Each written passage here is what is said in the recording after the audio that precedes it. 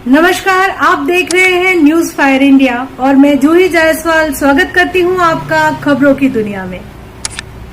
Jaunpur lucky Yadav ने Samajwadi party से मल्लाहनी उपचुनाव के लिए आज नामांकन पर्चा भरा। मल्लाहनी उपचुनाव के लिए पूर्वांचल के मुख्यमंत्री कहे जाने वाले उत्तर प्रदेश के पूर्व कैबिनेट मंत्री स्वर्गीय पारसनाथ यादव के पुत्र लकी यादव ने आज समाजवादी पार्टी से मल्लाहनी उपचुनाव का नामांकन दाखिल किया। पत्रकारों से बातचीत करते हुए उन्होंने कहा, पिताजी के अधूरे कार्य जो मल्लाहनी में बाकी रह गए हैं उन सभी को पूरा करूंगा। मल्लाहनी की जनता मुझे बेटा और भाई की तरह प्यार करती है और मैं इस जिम्मेदारी को निश्चित पूर्ण करूंगा। लकी यादव ने कहा कि मैं समाजवादी का आधुनिक प्रत्याशी हूं। हमारे राष्ट्रीय अध्यक्ष अखिलेश यादव ने यहां से मुझे मेरे पिताजी के सीट पर चुनाव लड़ने का निर्देश दिया है, क्योंकि यह मल्लाहनी का सीट हमारे पिताजी वहां के सिटिंग विधायक रहे और उनके आकस्मिक निधन होने की वजह से ये सीट खाली हुई। इस नाते मल्लाहनी का उपचुनाव हो रहा है, जिसमें मल्लाहनी के क्षेत्र की जनता का भारी जन समर्थन प्राप्त हो रहा है। वहीं पर पत्रकारों के सवाल पर उत्तर प्रदेश सरकार पर उंगली उठाते हुए कहा कि अभी हाल ही में मुख्यमंत्री योगी आदित्यनाथ मल्लाहनी चुनाव को लेकर जौनपुर आए थे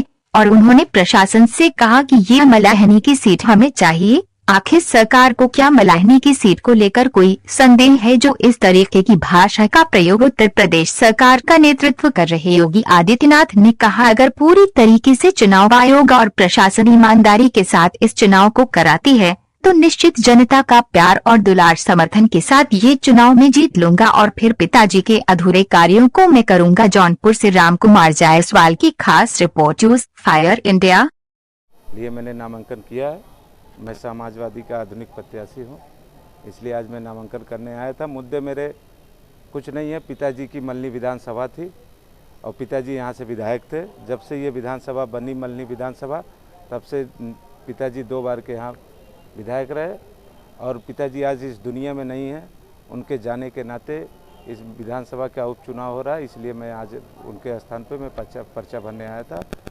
बस जनता के बीच में मैं कुछ नहीं, जनता खुद मेरे साथ लगी हुई है और जनता मुझे ये आश्वासन दे रही है। मैं जनता के बीच में ठहर रहा हूँ, आप लोग सब लोग जान रहे हैं और आप लोग को पत्रकार मीडिया को भी ये पता होगा कि मल्हनी विधानसभा का चुनाव किस हिसाब से हो रहा है, ये सभी लोग जान रहे हैं।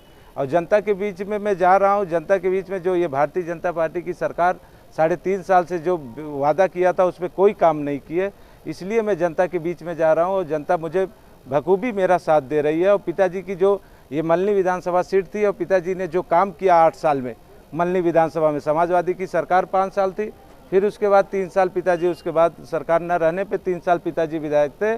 पिताजी ने जो विकास कार्य किया है उस मुद्दे को लेकर जो उनके अधूरे काम है उस अधूरे काम को पूरा करने के लिए मैं जनता के बीच में जा रहा हूँ और जनता मुझे बखूबी मेरे साथ दे रही है। तो आपका कई इंटरव्यू देखने को मिल रहा है जिसमें आप प्रशासन पे भी सवाल कर, क्या है मामला?